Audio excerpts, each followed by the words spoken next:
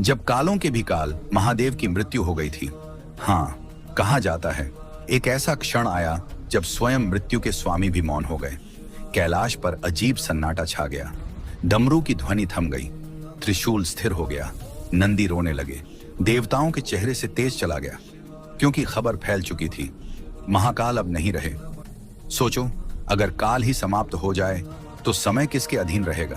प्रलय क्यों नहीं आया? सृष्टि कैसे चलती रही? क्या सच में महादेव की मृत्यु हो गई थी, या यह ऐसी लीला थी जिसे समझ पाना ब्रह्मा और विष्णु के लिए भी असंभव था?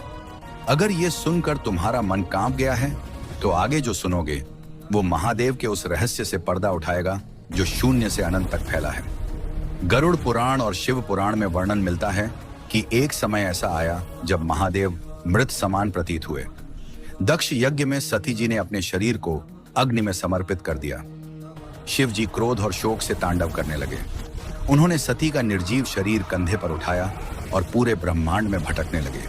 उनका रूप इतना भयंकर और शोकाकुल हो गया कि देवता, असुर, ऋषि सब डर के मारे कांप उठे।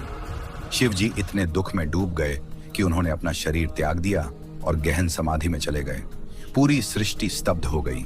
महादेव मृत प्रतीत हो रहे थे, लेकिन असली सच तो ये है, महादेव की मृत्यु कभी हुई ही नहीं। वे मृत्युंजय हैं, मृत्यु उन्हें छू भी नहीं सकती। वे सिर्फ लीला रच रहे थे। जब सती जी ने पार्वती के रूप में पुनर्जन्म लिया, तब शिव जी समाधि से जागे और फिर से सृष्टि की रक्षा करने लगे। गरुड़ पुराण साफ में लिखता है, शिव जी अमर हैं, अनादि अनंत हैं। वे मृत्यु को भी अपने चरणों में रखते हैं। अगर आप भी मानते हैं कि महादेव तो कालों के भी काल हैं, तो कमेंट में लिखें, हर हर महादेव।